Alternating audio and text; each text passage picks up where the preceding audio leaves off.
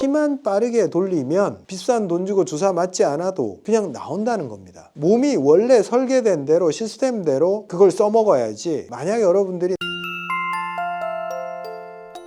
안녕하십니까 구독자 여러분, 후쌤입니다. 여러분, 제가 항상 운동을 해야지 건강해진다. 운동의 목적은 심장을 강화를 하고 우리 몸을 좀 더 건강하게, 혈액이 가야 될 때 가게 만들어서 모든 부위가 회복할 수 있는 그 시발점이 된다. 그렇게 말씀드리면서 운동은 반드시 하셔야 된다. 어느 정도로 숨이 찰 정도의 운동을 반드시 하셔야 된다. 늘 그렇게 말씀드리잖아요. 그러면 여러분들이 실제로 운동을 해 보셨을 때 여러분들은 뭘 느끼셨어요? 저는 분명히 그걸 느껴요.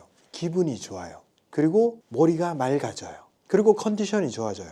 부정적 생각이 사라집니다. 그리고 몸이 건강해진 느낌을 받아요. 계단 오르기만 했을 뿐인데도 기분이 좋아집니다. 저만 그런가 싶어서 환자들이 내원했을 때 원장님 덕분에 계단 오르기 시작했어요 하고 환자들이 그렇게 말할 때 제가 물어봅니다. 계단 오르기를 하셨을 때 기분이 어떠셨어요? 그러면 예외 없이 이렇게 얘기합니다. 정말 기분이 좋아졌고 그 전까지 좀 부정적인 생각을 했는데 부정적 생각이 줄었다. 이쯤 들으면 운동을 좀 하고 싶다 하는 생각이 드실 거예요. 그런데도 운동을 하지 않는 분들이 계세요. 그런 분들은 그래 후쌤 계속 좋다고 이야기하는데 난 잘 모르겠어. 나는 믿지를 않아. 좀 더 명확한 증거를 보여줘. 제가 진짜 재밌는 논문을 발견을 했어요. 자, 세 가지 각각 다른 연구팀 세 군데에서 서로 알지 못하는 상태에서 연구를 진행을 했어요. 첫 번째, 편의상 A, B, C 팀이라고 제가 말씀드릴게요. 이 팀이 어떤 연구로 유명했냐면 젊은 쥐, 나이든 쥐가 있잖아요. 두 쥐의 혈관을 이어 붙였어요. 그래서 젊은 쥐의 피가 나이든 쥐의 피로 들어갈 수 있게 실험을 이전에 했어요. 이걸 병체 결합이라고 하는데 그랬더니 이 나이든 쥐가 젊어지는 현상을 발견을 한 거예요. 신기한데 피만 들어갔는데 나이든 쥐가 더 젊어졌어. 모든 신체 활동이 바뀌었어. 도대체 피 속에 있는 어떤 물질이 영향을 끼쳤을까 궁금해졌겠죠. 이 연구팀이 피 안에 들어있는 성분 하나하나를 별도로 실험을 했어요. 하나씩 빼본 거죠. 요거 빼봐도 여전히 작용을 하네. 요거 빼봐, 요거 빼봐. 그래서 하나씩 다 지워 나갔어요. 최종적으로 어떤 물질이 남았냐면 유난히 젊은 쥐의 피 속에는 많이 있는데 나이든 쥐에는 거의 없는 그 성분 하나를 찾아냈어요. 그게 PF4라는 혈소판에서 만들어내는 단백질 성분이에요. 이게 영향을 끼치는구나 하고 A팀이 그걸 알아낸 거예요. 자, B팀은 그 PF4의 존재 사실도 모르고 그것과 전혀 관련 없는 연구를 수행하고 있었어요. 클로토라는 유명한 장수 호르몬이 있어요. 이거는 신장에서 만들어내는 호르몬인데 이걸 쥐한테 주입을 하면 뇌세포가 똑똑해지고 젊어진다. 이 클로토라는 이 물질, 이 호르몬이 도대체 어떤 원리로 작용을 할까? 이 팀은 이게 궁금했어요. 그래서 클로토를 쥐에 주입을 했어요. 근데 문제가 이 클로토라는 호르몬은 사이즈가 커서 혈뇌장벽, 즉 뇌세포로 작용할 수 있는 호르몬이 아니에요. 너무 커서. 혈관 안에서는 있을 수 있는데 뇌세포까지는 작용을 못해요. 얘가 분명히 좋은 역할을 하는데 얘는 뇌세포까지 가지를 못하는데 그럼 누가 갔을까? 그래서 연구를 수행을 하는 과정에서 알게 된 게 뭐냐면 클로토를 주입을 하니까 몸 안에 있는 혈소판들이 빠르게 움직이면서 어떤 단백질을 뿜어낸 거예요. 그 단백질은 크기가 작아서 혈뇌 장벽을 통과해서 뇌세포까지 도달할 수 있었어요. 그 단백질이 뭐냐? PF4였어요. PF4가 뭔지는 이따가 말씀을 드릴게요. C팀. 이 C팀도 PF4의 존재를 몰랐어요. 이 팀은 연구를 어떤 목적으로 했냐면 운동 좋은 거 알겠어. 근데 나이 들면 운동을 못 하잖아. 그러면 운동을 못하는 사람이 이 문제를 해결할 수 있게 도와줄 수 있는 어떤 성분이 없을까? 이걸 고민했어요. 그래서 쥐 2마리를 준비를 한 거예요.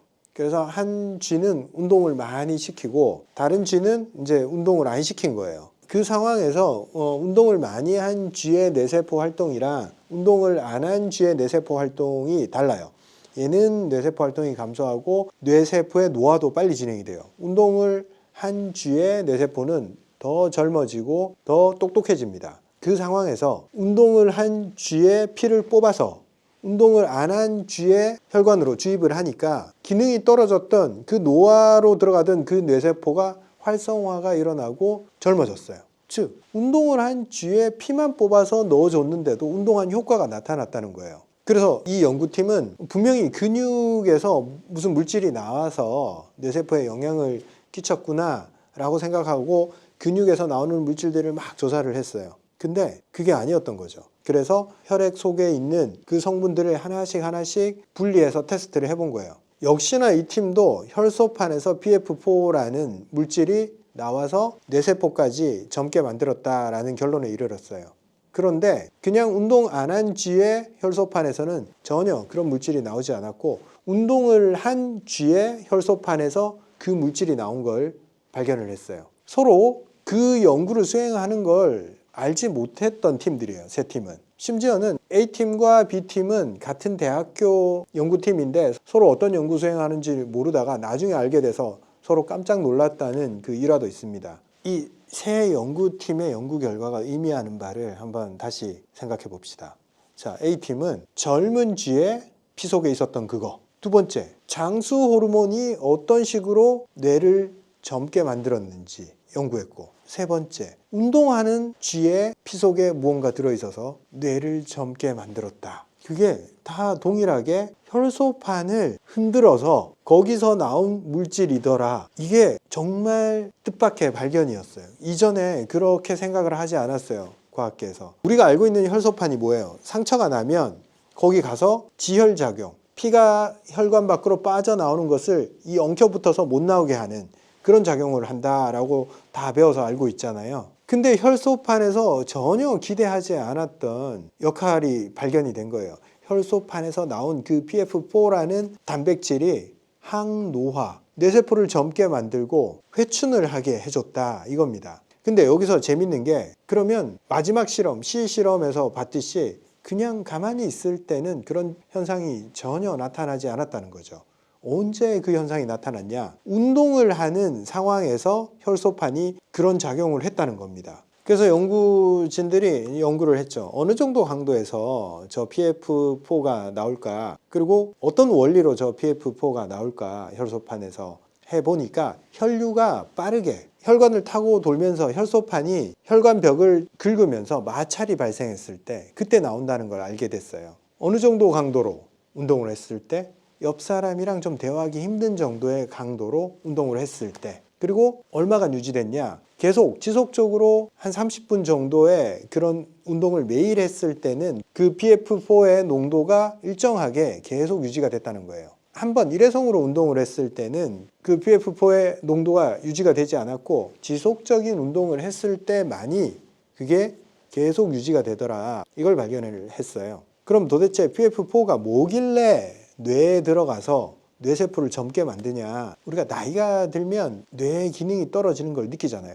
기억력도 떨어지고 뭔가 도전정신도 떨어지고 불안함은 증폭을 하고 기민함이 떨어지잖아요. 뇌세포가 늙는다는 것은 면역 시스템이 고장이 나서 면역계가 뇌에 계속 염증을 일으키고 있는 상태라고 합니다. 한마디로 지속적인 뇌에 발생하는 염증에 의해서 뇌세포는 계속 기능 저하를 일으키고 고장을 일으키는 상태입니다. 근데 PF4가 들어왔을 때 무슨 역할을 하냐면 면역 체계를 진정을 시켜줘요.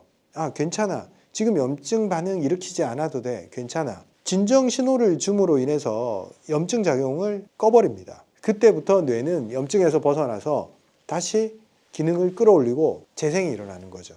여러분들이 운동을 했을 때 왜 기분이 좋아졌고 왜 부정적 생각이 없어졌는지, 그리고 뭔가 더 몸에서 활력이 났는지 이거 하나로 다 설명이 되는 거예요. 연구팀이 PF4를 목적으로 연구했던 게 아니에요. 이 세 연구팀 모두 다 다른 거 연구하다가 결론이 전부 다 PF4로 도달이 된 거예요. 각각 다른 연구를 수행해서 노화의 핵심은 이 단백질이다 라고 딱 지목을 한 거예요. 여기까지 들었을 때 여러분들은 또 이런 걸 기대할 거예요. 그거 뭐야? 그거 되게 좋네? 그거 우리가 먹거나 주사하면 안 돼? 물론 나중에 그렇게 될 수도 있겠죠. 근데 원리를 잘 보세요. 어떤 상황에서 그 PF4 단백질이 나와서 뇌세포까지 도달했는지 혈소판이 움직이면서 작동을 한 거예요. 혈관벽을 타고 스쳐 지나가면서 거기서 단백질이 PF4가 계속 자동적으로 나온 겁니다. 즉 피만 빠르게 돌리면 그건 우리가 비싼 돈 주고 주사 맞지 않아도 그냥 나온다는 겁니다. 몸이 원래 설계된 대로 시스템대로 그걸 써먹어야지. 만약 여러분들이 나중에 그런 제품이 나올 수도 있어요. 그러면 그걸 주사한다? 그건 원래 설계 방식을 벗어나는 개입입니다. 그래서 아마 다른 부작용이 생길 거예요. 무조건. 그러니 여러분의 몸을 원래 설계된 대로 그렇게 쓰면서 최적화를 시켜 나가는 게 최선입니다. 사실 이런 연구 결과가 있어야지 운동을 한다라는 건 사실 제 스타일은 아니에요. 저는 일단은 먼저 해보면서 스스로가 느끼는 게 먼저라고 생각합니다. 내가 반복해서 운동을 했을 때 이런 거 좋고 이런 거 좋고 이런 거 좋더라. 그래서 지속하는 게 좋겠어. 그래서 계속 지속하다 보니까 장점만 남아요. 이렇게 진입을 하는 게 최선입니다. 이것저것 따져서 진입할 필요는 없어요. 그런데 이런 연구 결과가 의미하는 바는 역시 우리 잘하고 있었어. 이대로 계속하면 좋은 일만 일어날 거야. 내가 더 젊어질 거야. 그리고 치매가 올 확률을 낮춰줄 거야. 이걸 실험으로 증명하고 있다라고 생각하시면 됩니다. 그래서 결론은 여러분 매일 숨이 차서 옆 사람이랑 대화하기 힘들 정도의 운동을 그냥 지속해 나가시면 돼요. 여러분 이 연구들 보면 이 젊은 피를 주입을 해서 좀 회춘을 한다 이런 실험 설계단 말이에요. 근데 우리가 어떻게 또 그런 걸 행할 수가 없잖아요. 진짜 젊은 피를 원하신다 그러면 여러분 스스로 그렇게 만들면 됩니다. 피가 젊어지는 거는 그 피의 흐름에 의해서 그렇게 될 수밖에 없습니다. 근데 피가 정말 말초 혈관이 좀 막히고 심장 힘이 떨어진 사람들 그래서 금방 노화가 일어나는 거예요. 혈액에 흐르는 속도 자체가 안 만들어져요. 그리고 혈액의 볼륨 자체가 없기 때문에 압력을 만들어낼 수도 없고 그래서 제가 혈액의 양이 중요하다.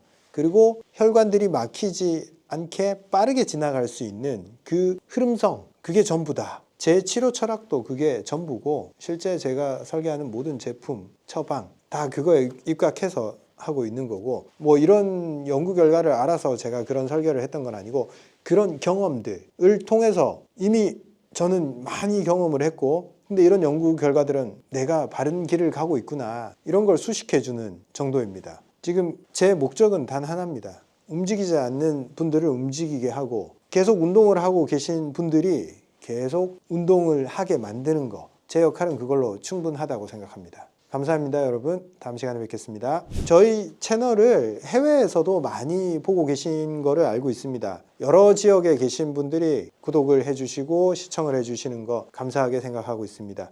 많은 분들께서 한국에 계시면 저희 제품들 쉽게 구입을 해서 사용도 하고 그러고 싶지만 외국에 있어서 좀 접근하기가 힘들다. 또 어떻게 외국에 계시면서 다 잘 구입해서 드시더라고요. 외국에서 구입하고 싶은 수요가 많은 걸 알고 있었지만 국내 수요를 대응하는 데만도 우리가 조금 버거웠기 때문에 이전에는 거기까지 생각을 하기가 힘들었어요. 이제 해외 구독자분들의 요구에도 저희가 좀 보답을 하기 위해서 저희 제품을 해외에 유통하기 위해서 도움을 주실 분들 파트너를 찾습니다. 우선 많은 지역에 대해서 저희가 할 수는 없고 미국, 중국, 일본 이쪽으로 유통이 가능하거나 저희랑 같이 협업을 하실 분들은 아래 고정 댓글에 남겨놓은 이메일로 협업 제안서를 좀 부탁드릴게요. 아무래도 저희가 직접 하는 것보다 저희보다 그런 부분에 더 잘 하시는 분들이 계시리라 생각이 됩니다. 구독자분들 중에 그런 분이 계시면 더 좋겠죠.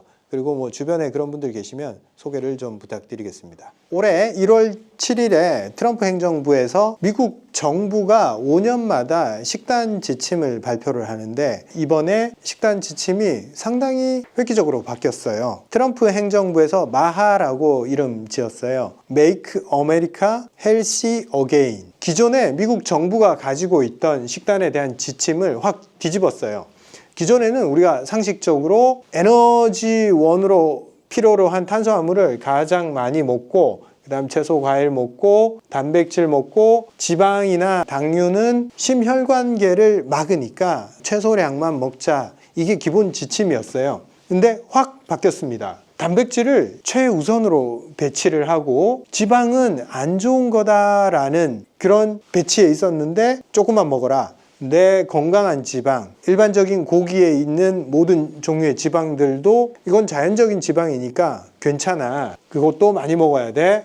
로 지침이 바뀌었고 탄수화물의 지위를 확 축소를 시켜버렸어요. 즉 심혈관 질환의 원인이 고기나 지방을 많이 먹어서가 아니고 쓸데없는 탄수화물을 많이 먹어서 문제가 생겼으니 탄수화물은 가급적 적게 먹어라. 그리고 먹으려면 통곡물 위주로 먹어라 라고 양 자체를 지침에서 많이 줄였고 그 다음 인공당이나 가공식품, 가공육 이런 것들을 확 줄여버렸어요. 저는 일단 좀 더 괜찮은 방향이라고 생각을 합니다. 육류를 먹을 때 좀 신선한 것들을 먹으면 거기에 지방이 있든 붉은 고기든 간에 가공육에 비해서는 훨씬 괜찮다라고 생각을 합니다. 가공하는 과정에서 첨가물이 들어갔을 때 훨씬 더 문제가 생기지 신선한 고기를 먹었을 때 저는 비교적 괜찮다라고 생각을 합니다. 그래서 이번 트럼프 행정부에서 소세지, 햄, 냉동육 같은 것들을 제한을 하고 신선한 단백질은 많이 먹어라 라고 지침이 바뀌었어요. 정제 탄수화물, 흰빵, 설탕, 시리얼 이런 것들 정제 탄수화물들은 완전히 건강에 적으로 분류가 돼서 학교 급식 같은데 완전히 금지를 시켰어요. 이런 흐름이 바뀌게 된 큰 그림에서는 뭐냐면 이 정제 탄수화물은 아예 손대지 말자. 그리고 공공의 적이었던 소고기, 돼지고기 괜찮아 많이 먹어로 입장을 바꾼 겁니다. 신선한 고기는 먹어도 돼. 물론 우리가 이걸 100% 믿을 수는 없어요. 그쪽 정부의 입장이란 게 있거든요. 왜? 거기는 축산업이 많이 발전을 했고 그리고 고기가 너무 남아 돌아요. 너무 과잉 생산되고 있는 거죠. 과잉 생산된 축산물들이 원래 중국으로 많이 수출됐었는데 중국이랑 무역 전쟁을 하니까 수출이 안 되니까 국내 소비로 돌려야 되는 거예요. 그래서 축산물 소비에 대한 의도가 담겨 있는 거예요. 축산 농가가 트럼프 지지 세력이잖아요. 대기업들이 했던 그 가공육을 밀어내면서 그걸 대체하는 축산 산업의 농가를 좀 지원하겠다. 그런 의미도 좀 있습니다. 그래서 정책이 바뀔 때 그 뒤에 숨어 있는 의도도 있기 때문에 완전히 예전 건 틀렸고 이건 맞아라고 생각할 필요는 없는데 하나 의미 있는 것은 탄수화물이 예전에는 에너지원이니까 미국 TV 광고에서 시리얼 광고 같은 게 계속 나오잖아요. 아니야 그거 굉장히 안 좋은 거야 라고 아예 딱 못을 박아버리는 거죠. 그리고 우유도 예전에는 저지방 우유를 추천을 했는데 이제는 지방을 뺀 게 아니라 전지 우유, 홀 밀크 전체에서 지방을 뺀 우유 말고 호텔 가면 있는 좀 끈적끈적한 우유 있잖아요. 그거 괜찮아. 그거 나쁜 거 아니야. 먹어도 괜찮아. 이렇게 바뀌었는데 이게 뭔가 의도가 있는지 없는지는 잘 모르겠어요. 요거 역시도 축산업이랑 관계가 되어 있기 때문에. 근데 한 가지 제가 동의하는 바는 고기가 됐든 뭐가 됐든 덜 가공하고 신선한 상태에서 유통되는 걸 먹으면 좋다. 이 부분에 대해서는 저는 완전히 동의를 합니다. 같은 고기를 먹어도 가공해서 오래 유통되고 보관된 그런 고기보다는 냉장육, 신선한 거 그게 훨씬 더 문제를 덜 일으킨다. 몸에도 거부 반응이 덜하다. 신선도 자체가 미치는 영향이 크기 때문에 고기를 먹어도 조금 더 괜찮은 고기를 먹으면 괜찮다. 저도 환자들한테 음식에 대한 제한을 요즘은 많이 안 해요. 왜냐하면 잘 먹어야 되기 때문에. 잘 먹는 게 뭐냐? 제가 가진 기준은 한 가지예요. 신선한 거. 신선한 걸 먹으면 기분이 좋잖아요. 그리고 소화도 잘 되잖아요. 채소가 됐든 곡물이 됐든 육류가 됐든 신선한 걸 먹으려고 노력하면 훨씬 더 소화에 부담이 덜 되고 몸에 염증이 덜 생긴다는 걸 알게 됩니다. 신선하지 않은 음식 속에 포함되어 있는 그 독소를 제거하기 위해서 몸이 계속 염증 반응을 일으키기 때문에 최소한 신선한 걸 먹었을 때 몸의 부담을 줄일 수가 있다. 이렇게 말씀드릴 수 있습니다. 미국은 40년간 지방이 비만의 적이다, 건강의 적이다, 당뇨의 적이다. 이렇게 지방 자체를 타겟으로 음식에 대한 정책을 펼쳤어요. 근데 결과가 어떻게 됐어요? 미국인 10명 중에 4명이 당뇨 혹은 당뇨 전 단계 그리고 한 70%, 80%가 비만인 상태죠. 지방 못 먹게 해서 펫을 제한을 하면 펫 하지 않게 되겠지라고 생각을 했는데 웬걸 비만도 해결 못하고 성인병들은 더 높아지는 거예요. 그래서 그게 아니구나. 연구 결과도 그렇고 가공 탄수화물이 문제구나. 인공당, 설탕 이런 당류들이 문제구나 라고 인식을 바꾼 거죠. 요거는 맞는 얘기예요. 확실히 혈당을 움직이는 것은 지방이 아니고 당류, 탄수화물입니다. 그렇다고 해서 지금 미국 당국에서 얘기하는 것만큼 육류를 많이 먹어야 되냐?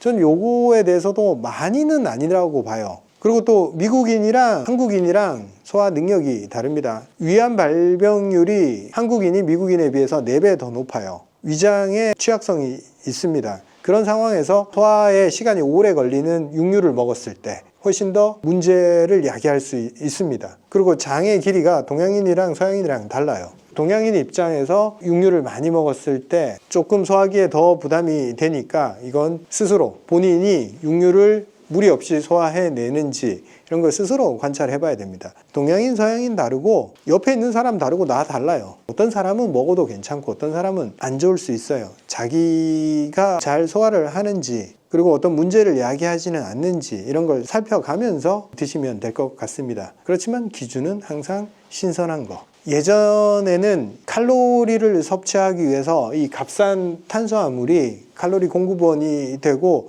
이 탄수화물에다가 설탕을 넣고 첨가물을 넣고 맛을 내게 되면 이 탄수화물의 신선도와 상관없이 쉽게 소비하고 사람들이 중독적으로 소비를 하게 되니까 이쪽 산업이 발달했습니다. 그래서 그 결과로 지금 미국인들이 당뇨건 심혈관 질환이건 이 문제가 많이 쌓여 있었던 거죠. 그 결과로 혈당이 조절이 안 되고 심혈관 질환이 생겼기 때문에 이제는 반대로 갑니다. 칼로리 위주의 식단에서 칼로리를 최대한 제한을 하면서 어떻게 하면 혈관이나 혈당 조절에 영향을 끼치지 않을까. 그래서 탄수화물 줄이고 단백질을 늘리는 방향으로 이렇게 바뀌고 있습니다. 그리고 또 한 가지 재밌는 게 이 바뀐 식단에서 추천하는 게 발효식품들, 김치, 된장, 사우어크라우트 같은 이 발효식품들 그런 것들을 추천 식품으로 공식적으로 기재를 했습니다. 미생물이나 장내 건강 상태에 대해서 조금 더 중요성을 인식하는 방향이라 보면 됩니다.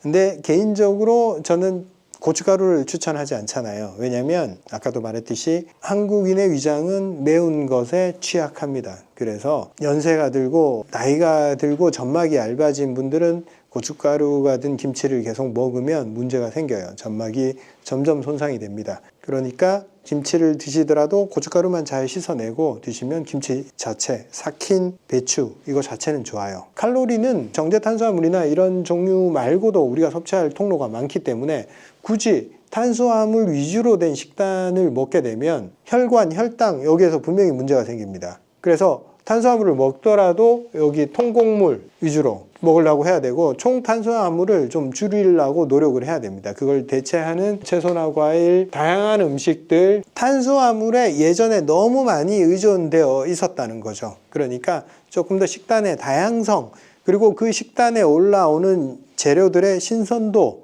여기에 초점을 맞추면 이 정책의 변화를 이해할 수 있을 거예요. 그리고 이런 정책이 발표됐다고 해서 이게 옳아라고 생각을 하면 안 됩니다. 정책은 분명히 허점이 있습니다. 그리고 의도가 숨어 있어요. 이때는 전쟁 직후여서 미국은 40년 동안 이 과잉 생산된 탄수화물을 어떻게든 처리해야 됐어요. 그리고 그런 시리얼이나 밀가루 음식들, 그런 산업이 발달할 수밖에 없었고 그런 로비도 받아서 이런 것들을 권장을 했을 거예요, 당시에. 근데 지금은 이게 과연 국민 건강을 100% 위한 식단이냐 아니면 누군가의 로비를 받고 있냐, 그걸 생각을 해보면서 받아들이는 게 좋겠습니다. 이것도 세월이 지나면 언젠가 비판을 받게 되어 있습니다. 그래서 누가 이런 정부가 옳다, 어떤 기관이 옳다 하는 것보다 자기 경험상 혹은 주변에 봤을 때 어떤 식단을 가진 사람이 건강한지 스스로의 판단력을 조금 더 우위에 두는 게 좋겠습니다. 감사합니다. 제 책이 나왔어요. 유튜브에서 이렇게 제가 늘 심장이 중요하다 말씀을 드렸는데 심장에 대해서 제가 하고 싶은 얘기를 다 담아서 책을 출간하게 됐습니다. 제가 요즘 심장이 가장 중요하다 강조를 하잖아요. 이 심장 하나만 다스리면 모든 질환을 우리가 이겨낼 수 있습니다. 제가 유튜브에서 했던 이야기 다 담겨 있고 그리고 유튜브에서 하지 못했던 이야기들도 담겨 있습니다. 여러분들이 심장이 하는 이야기에 귀를 기울일 수 있으면 그 소리가 들릴 거예요. 심장이 힘들다라는 소리도 들을 줄 알게 되고 심장이 뭘 좋아하는지도 알게 될 겁니다. 지금 고정 댓글에 링크에 들어가시면 예약 판매 링크가 있습니다. 2월 27일에 출고되는데 예약 구매를 진행 중에 있습니다. 책이 얼마나 팔릴지 모르기 때문에 일쇄를 많이 찍지는 않았어요. 필요하신 분들은 예약 구매를 통해서 구매하시면 좋겠습니다. 감사합니다.